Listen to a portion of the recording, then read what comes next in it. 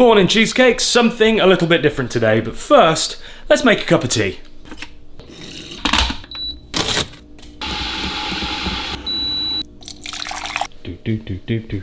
Perfect. Alright then. So, like I said, a little bit different today. I get a lot of questions on Instagram and on YouTube asking me different things, and so I figured that given that I've got a really bad ankle right now, I fell off my Super 73 like an idiot, and luckily I didn't break it, but it is pretty badly sprained, so I'm taking it easy. And so what I figured is that today we could do a little Q&A, and I can answer some of the questions that I get, and hopefully you guys can get to know me a little bit better. And also, it's kind of grey and crappy outside, and I just want to stay in with a cup of tea and just chill out. So that's what we're going to do. First question.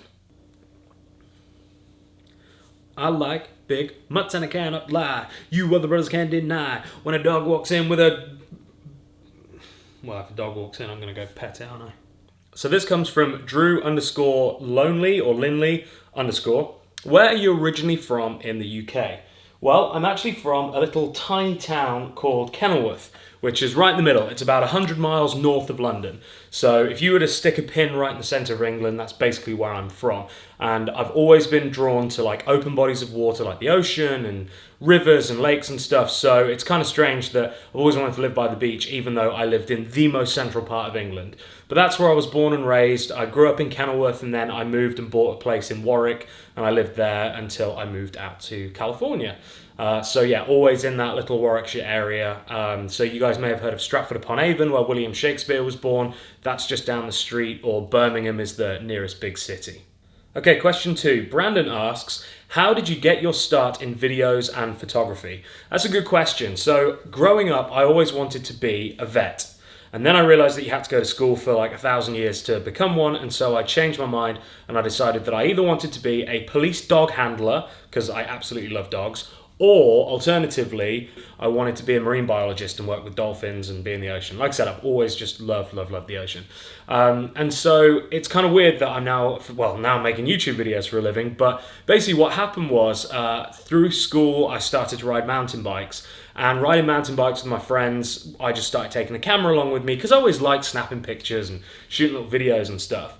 And so I basically was the photographer for my group, and my photography skills far exceeded my skills as a mountain biker. And I remember one time we were at the park in Warwick and there were some jumps, and I was just learning to do like this big, well, it wasn't even big, it was small. I was learning to do this double, and I hit the takeoff and came up short, and the front wheel hit the back of the landing. I went over the bars with my hands still on the handlebars, and I just ate beep and slid down the down ramp on my chin. And I remember lying in the bottom, covered in mud and with my chin bleeding, and I bit my lip. And I was just like, this sucks. I just want to take pictures. I don't want to keep doing this. I'm falling off. So yeah, that's what I did. I went home, literally put my bike on eBay that night, sold it, and that part funded my very first professional Canon L-series lens, the 24-70 f2.8. I remember it was the Gen 1 version of that lens. And so that was it. My kind of photography career took off from there. And so I would still go out with my friends riding, but I would just take pictures instead. And then what happened, strangely, is my friends all, and I used to ride with 2 groups of guys, but all of them got really good and picked up sponsorships, and now they're some of the best mountain bikers in the world. And so as their sponsors started to come in, they knew that I was always the guy there taking pictures with them. And so they just started to ask me for those photographs. And I was 16, 17 at the time. So I was like, yeah, sure, this would be great. You know, get my picture in a magazine or a brochure or whatever, or on the website. And so I just started charging £50 here, £100 there. Not a lot. But at the time, I was trying to put petrol in my car. I just got my first car, and it was good money. And so I thought, well, do you know what? Maybe I could make this into a viable living. So I approached some of the mountain bike magazines, showed them my pictures, and they were like, yeah, sure. So Mountain Biking UK and Dirt Magazine were the 2 that I used to photograph for back in the UK. And then it really progressed from there. I started to get into cars, and so I started to photograph the performance car, well, the modified car magazines, like Fast Car Magazine, Max Power, Fast Forward. I never did Redline, that was before my time. But yeah, just basically started to get my pictures in these magazines. So I was going through university, at this point, and I also did martial arts photography as well because I'm a martial artist, so I started to do that as well. And after university, I decided that I would start to approach the advertising world, and I wanted to make more money. I didn't want to make £350 a day doing editorial. I wanted to make 10 grand a day doing big campaigns. And so I started to shoot a body of work that would reflect that. In fact, wait there. So this is my photography portfolio. God, I haven't got this out in a long time. And so basically this beautiful leather-bound portfolio is what I would take to, God, it's so dusty, take to advertising agencies. And in it I had all of my favorite pictures that I'd taken. These are all on my website. Go to adamswords.com, these are on there. But yeah, so this, oh, there you go. So that was one of my very first, I don't know if you're going to be able to see this, that was one of my very first mountain bike shots. And it's my friend Sam, and he is doing a backflip double foot can on this huge jump that we built. And actually there's a funny story there. He built those jumps sort of illegally on some private land. What we didn't realise is the private land belonged to the Ministry of Defence, and it was at the very end of their shooting range. So one day we're down there taking pictures, and these 4 guys roll up on quad bikes with weapons on their backs, and they're like, you guys definitely can't be here. So we got kicked off and they flattened the jumps, but that was a good time. So yeah, just basically started shoot new work, shoot this kind of stuff, and then I would go to advertising agencies and ask them to pay me to shoot their stuff. And some of them did, some of them didn't. And then I actually got my first big break the year that I graduated university. I had a failed failed shoot down in London because of the weather. And so I just put out a tweet and said, hey guys, is anybody, any any hashtag art directors in London free to take a meeting? Just, Hail Mary shot as I'm going on the underground back to the train station to get the train back up to Kenilworth. As I come out up the escalator in London Euston, I get a tweet from a guy called Adam Roberts, who was the creative director at Crayon, which was a big agency right on Oxford Circus. And he's like, yeah, come by. So I was like, oh my God, okay, perfect. So I turn around, I go back to Oxford Circus, I take this meeting, and I think it's just going to be me and Adam. And he invites me up to the boardroom. I walk in. Bear in mind, I've got a backpack on with a light stand. I look like a proper little hack photographer. I walk into this meeting room, and there are all of the art directors from the agency sat there, probably 8 or 10 of them. And I say to them, oh, I'm really sorry, I'm unprepared for this meeting. I don't have my portfolio, I've only got my iPad. So I showed them my pictures on the iPad, and they all really liked the stuff. And he was like, all right, cool, we'll be in touch if we have anything that looks like it would be a fit for you. 2 weeks later, I get an email, and he says, Adam, I'd like you to quote to shoot a global ad campaign for Honda motorcycles. And at this point, I was just thinking, what? A global ad campaign? I was 22 years old at this point. Anyway, so I start to put the pricing together. Never priced anything up for a job that big. I'm asking photographers. Chase Jarvis, who's a photographer that I interned for out in Seattle, amazing photographer. I asked him for advice. I asked some of my other friends, and basically put this quote together. And when I hit equals, it was 6 figures. And I just thought, this can't be right. And I ran it again. No, it's 6 figures with the licensing they wanted and the time. It was out in Rome. We're going to be in Rome for over 2 weeks. The travel, everything. And so I was like, okay, well, I guess I'll send it. Fired off the email to Adam. Literally less than 24 hours later, I get an email back. That's great. We'll go for it. And that was my first global ad campaign at 22 years old for Honda motorcycles. We shot the 20th anniversary Fireblade. We shot some scooters. We shot this crossover bike they did, the Cross Tourer. Just unbelievable. I am so grateful that all of the planets aligned at that point when I sent out that tweet. But it just goes to show that even the smallest little, what you would consider insignificant meeting of somebody could turn into a life-changing event, and it did. And so after I did that shoot, I bought a house, and I went on a nice holiday, and I bought a motorcycle, and it really did set me up then for the rest of, well, up to now, my career to date. So I started to pick up more advertising stuff, and basically, just the jobs got bigger and bigger, and I was doing stuff for Microsoft and Nokia and Canon, and I was a Canon ambassador for a little while. And things just seemed to roll into each other. The more work I shot, the more work I got, and I just kept on putting my work out in front of people. But what I always found was that it really got to the point where I was I felt like I was constantly on a treadmill. There was no standing still. You're either putting out new work all the time or you're moving backwards. And if your email wasn't in that art director's inbox at the point that they wanted to find a photographer, it was very unlikely that they were going to go back through and find you again, because they just get so many. And so I've got to admit, it did start to burn me out, and I was thinking there's got to be a better way. And so that's when I started to look into YouTube, and where I could create stuff and I could create my own content and do it because I love doing it. Rather than asking other people to pay me to shoot their work, I wanted to figure out a way that I could shoot my work and get paid for it. And so here I am. This is obviously the very beginning. The channel's brand new. The Producer Michael channel is obviously huge, and you know, we're doing great with that. But for me personally, as my own passion project, this is it, and this is what I'm so excited about right now, because I'm getting to do exactly what I want to do.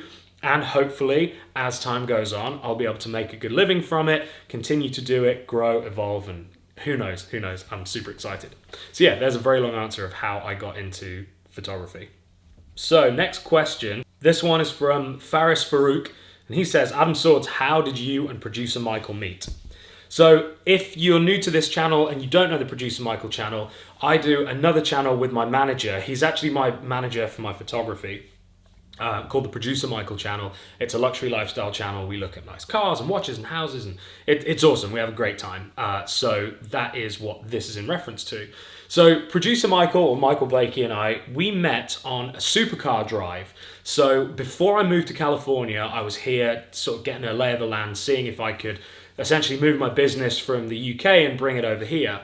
And so through mutual friends, I got invited onto this Sunday morning breakfast drive, and so was he. He was there as well. And so we stopped off up in Malibu on this nice road that overlooked the ocean. I was taking pictures of people's cars, and he just sauntered over to me and asked me who I was and what I was doing. And at the time, I kind of feel bad, because I was trying to take pictures, and he's there going, oh, so you know, what do you do? What are you here for? And I'm thinking, I'm trying to take pictures at the moment, mate. Can you just give me a second?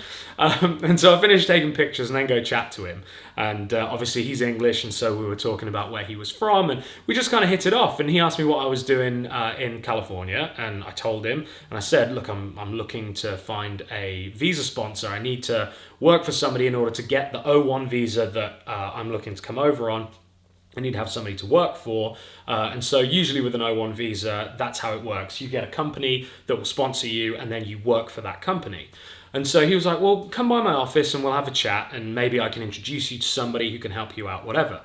So fast forward the next week, I go to his office and we sit down, I show him my work, and he's telling me about the people he represents. And he said that he represented Stephen Wader, who is the Playboy photographer. He's photographed every Playboy centerfold since it began. And so he told me that he represented this guy, but that was the only photographer. All the others were celebrities, they were comedians, artists, that kind of thing. And so I showed him my work, and he turned around to me and said, well, how about I represent you?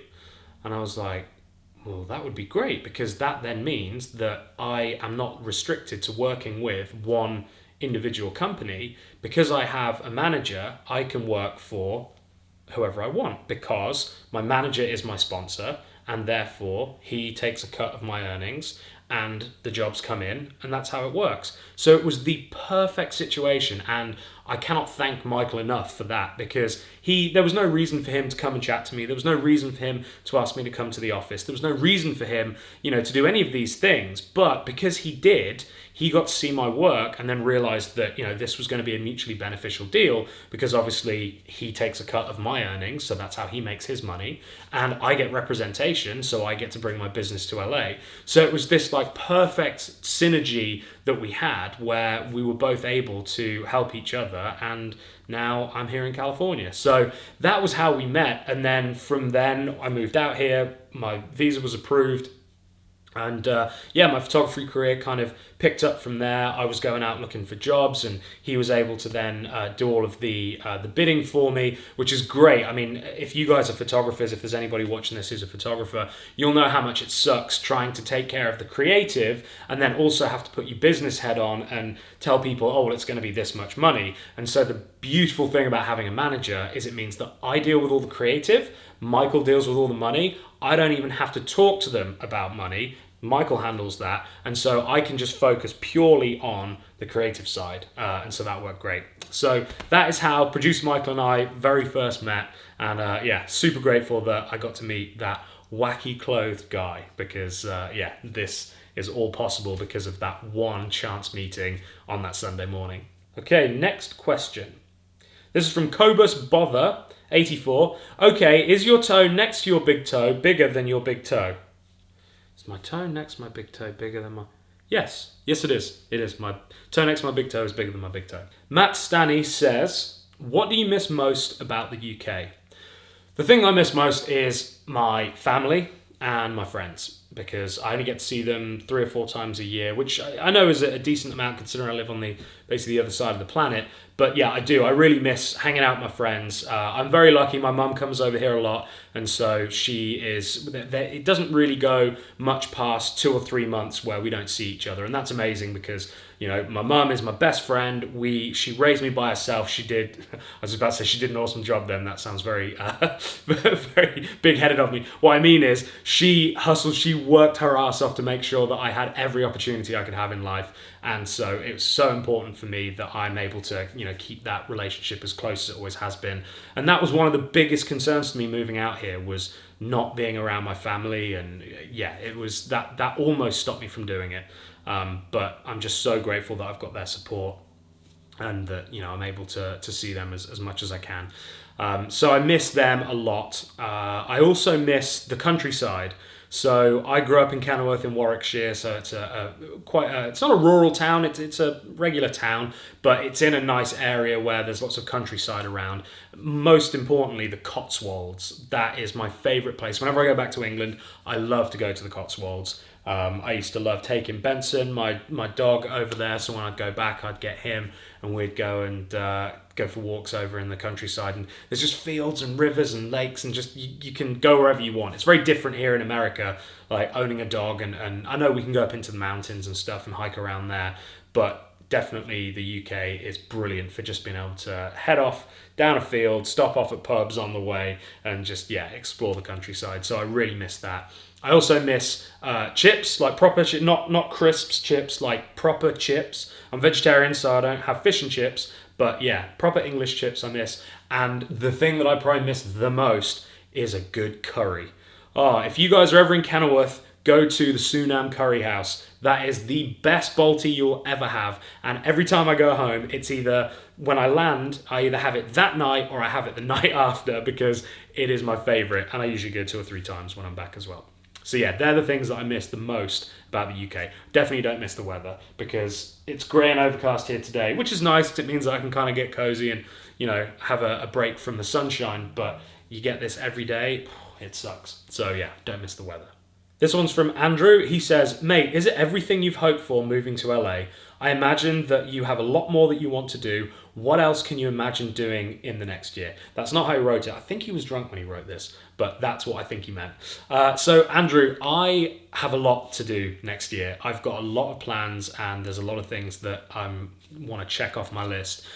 2019 has been a brilliant year for me. I feel like since moving to America, this is my third and a half year of being here, and it really has been the year where my career has gone like this. And I'm really grateful for that. I've learned a lot of lessons as well. I feel like I'm a different person.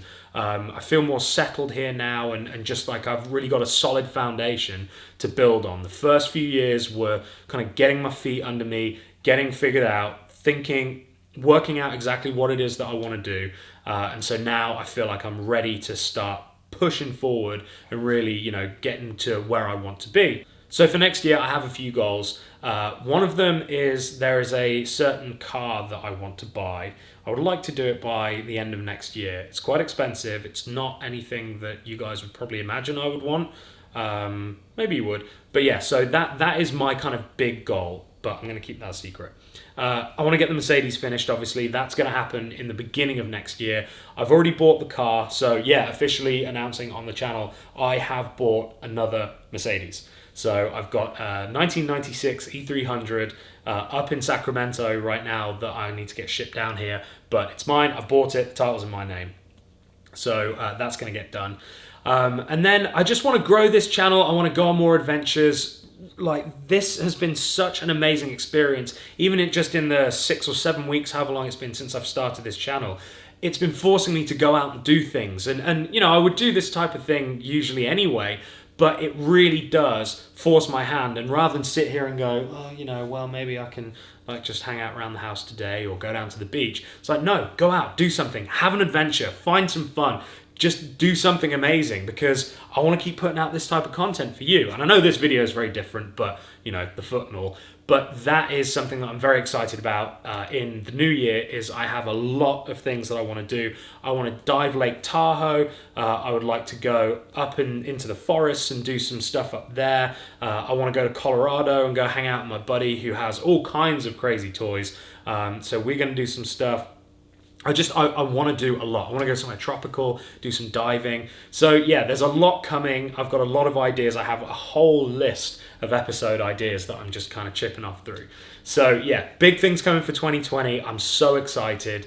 I'm really grateful for everything that's happened in 2019. And yeah, just cannot wait to get going next year and really take this channel and my career to the next level. Agent Bernstein asks, what camera and editing software do you use? So I use a Sony a7 III, which is the best camera for YouTube type stuff. Shoots in 4K, shoots slow-mo, has good autofocus. You can plug in an external microphone.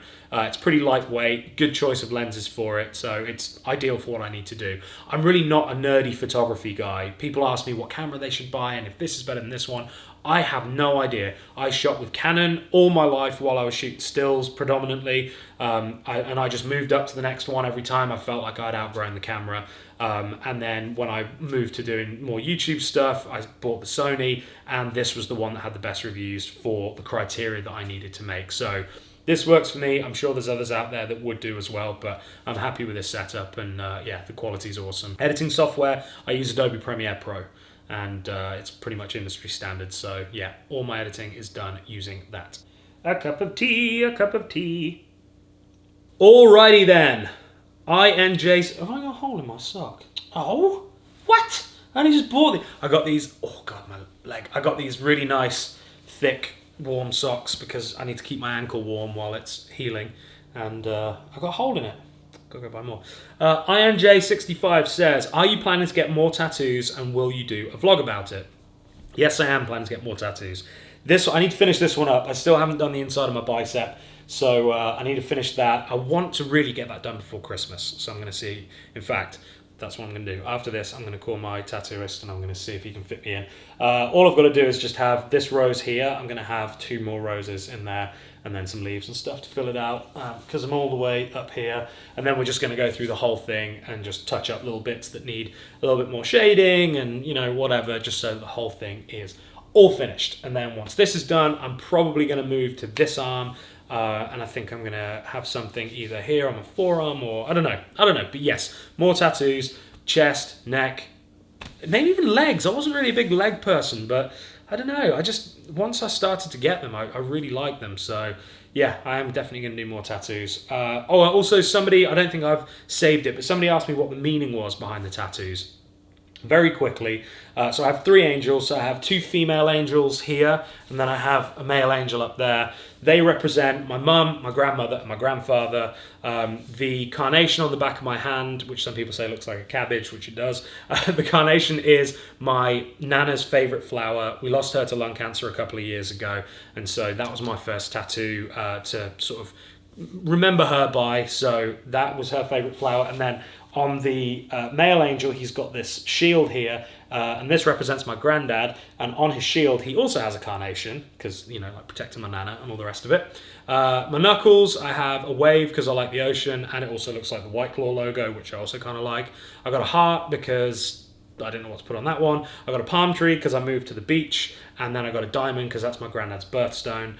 And then on my thumb, I have 2 kisses because that's what me and my mum always put to each other on text messages and cards and things. We've always just put 2 kisses. So that was actually my very, very first tattoo My mum drew this on me, and then I got it tattooed, and then I drew 2 on her wrist, and she got those tattooed. So we have matching ones. And then the stripes are my granddad's army stripes. And he also, I don't know if you'll be able to see it, but on his shoulder, on his armour, he also has it on there as well. So this is kind of like the family sleeve. And then the rose, I just like flowers. So that's why I got the rose. I like how it looks. And then there'll be 3 here again to represent the 3 family members that I have. Okay, this one, I wasn't sure if I was going to answer this one, but I figured that, I can give you an idea. So James says, how much do you get paid on average per Producer Michael video?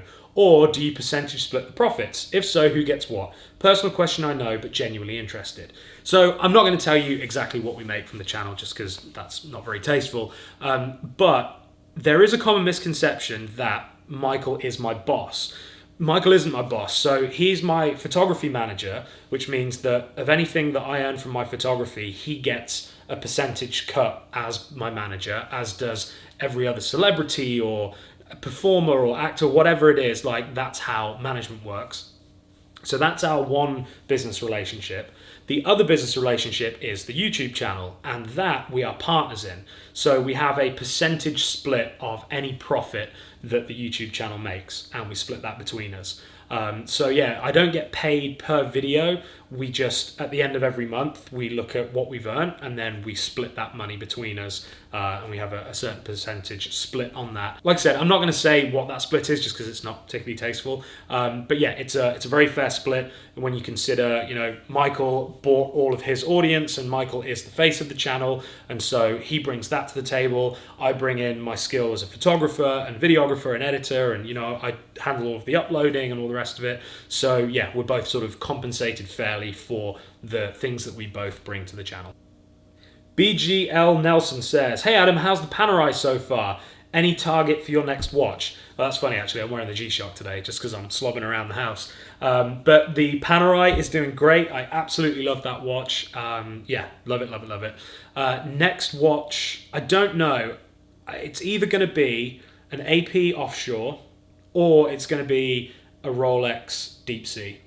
That one that I tried on when I tried on the Panerai was really nice. So, and I love how big and chunky they are. So, yeah, I don't know which one yet. I don't know whether to get the offshore or just like a nice stainless steel offshore, or the Deep Sea. But it'll be one of those two for sure. I really like those watches. Y Manav says, what is your favorite beach to hang so far in Cali? Ooh, good question. I love it down here where I live. So Hermosa Beach, Manhattan Beach, Hermosa Beach, Redondo Beach. The South Bay is by far the best. The South Bay is by far the best collection of beaches. There you go. That's proper English, isn't it, Swordsy? The best collection of beaches in LA, as far as I'm concerned. Malibu is nice, but it's sort of a bit further north.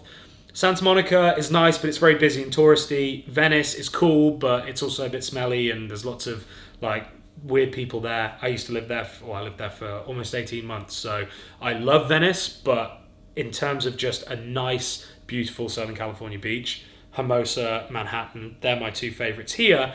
But my all-time favorite beach in Southern California is probably Laguna Beach. I eventually think I'm going to move down to Orange County. I would like to live down in Laguna. That area is just beautiful, and yeah, that is probably one of my favorite spots to go if I'm going to have like a little day trip out. Newport Beach is also really nice. I love Newport. So honestly, you can't go wrong. I mean, we're in Southern California. Like, there are so many beautiful beaches. Even if you go north, you've got nice beaches up there. So they're all great. They're all great. Pick one. You won't go wrong with it. 21 T-Bell says, what is your big goal in life? What would you need to achieve to where you can say, I made it? That's a good question. Honestly, I don't think you can ever say you've made it, because I feel as though if you're an ambitious person, then you're always going to want more. You're always going to get to the goal that you've set, and then you're going to set yourself another goal. And I like that, because at the end of the day, if you feel like you've made it, then what else have you got to live for? What else are you doing? What's challenging you? What are you progressing in? How are you developing as a human? So I don't think you can ever say you've made it. But to answer your question, if I think about where I'd like to be in 3 years' time, I would love for this channel to be huge. I would love to be able to afford to travel around the world, going on adventures, showing you guys all of the awesome things that there are to do out there. I want this channel, I want to inspire people, because I've been getting messages on Instagram and on YouTube from people saying that, they've been down or whatever, and then they watch these videos of me going out and doing fun stuff, and it gives them a boost. And I can't tell you how amazing that feels to know that just by me putting these things out there onto YouTube, it's making a difference to people, and it's getting people out of, bad moods or down, depressions, dark places. That's so amazing to me. And so not only am I enjoying doing them, but the satisfaction that it's actually helping you guys as well is phenomenal, like absolutely amazing. So in 3 years' time, I would love to be continuing to do this channel and just, like inspiring others, giving back, bringing people along with me, get my friends involved, just having a good time. One of my favorite sayings is, a rising tide floats all boats. And I firmly believe that, and I think that, if you can be successful and help the people around you, that's the goal, right? Just to be able to be happy, to be financially free, where you don't have to worry about, can I pay my rent? Am I going to be able to, get groceries this week? I'm not worried about being a millionaire. I'm not worried about having super fancy, expensive things. Like, sure, they're nice, but they're just assets, nothing. Memories, experiences, relationships. That's what I want. That is value to me. That I would rather be wealthy in memories and wealthy in experience than wealthy in cash and things. Would I like a McLaren 600 LT right now? Absolutely, I would. But would I rather have the ability to travel the world and have all these amazing experiences instead of that? Yes, I would.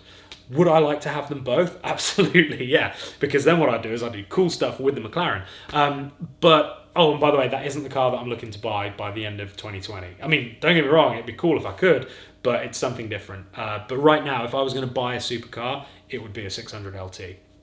Anyway, that's a segue. So, I guess, in short, I don't think you can ever say you've made it. I think you should always be striving to better yourself, and I would like to be in the position whereby I can inspire others, have a great time, show people that life is there to live, and that the only person that's getting in your way of you living the life that you want to live is you.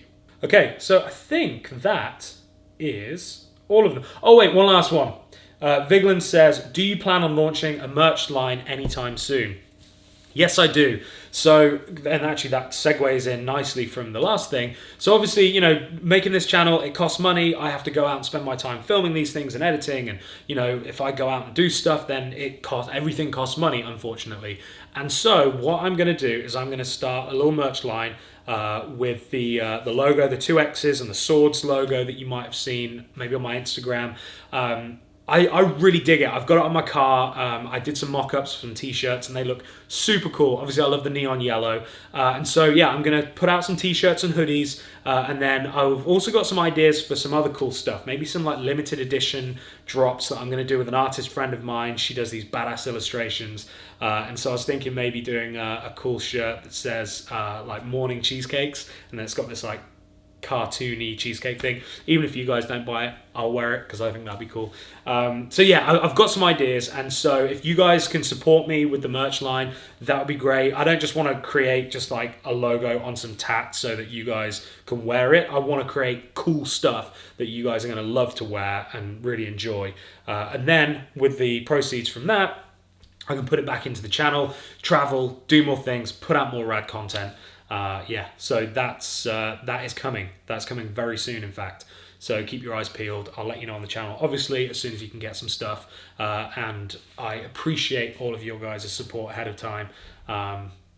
This is so much fun, guys. I can't tell you how grateful I am that you are all supporting this and that you're watching these videos and that you're just taking an interest. I'm trying to make them fun. I'm trying to make them entertaining. I'm sorry that this one is just me sat in my living room, but I'm somewhat disabled right now, but I will be doing more fun stuff very soon. In fact, next week, I'm going to Yosemite and I'm going in the snow with the Z3 for the first time. So that'll be a fun episode. So guys, make sure that you are subscribed if you haven't already. Hit the little bell button as well, because that way then when I post a video, you will get notifications and you'll be able to see that I have posted one. Give it a thumbs up. That helps as well. YouTube does some cool stuff, and it means that more people see the video, which is awesome. And I guess that's it. So until next time, don't do anything I wouldn't do. And also don't do things that I do, like fall off my bike, because it sucks. Alright guys. Oh, I normally do that on the lens, don't I? Because that's how... Bye.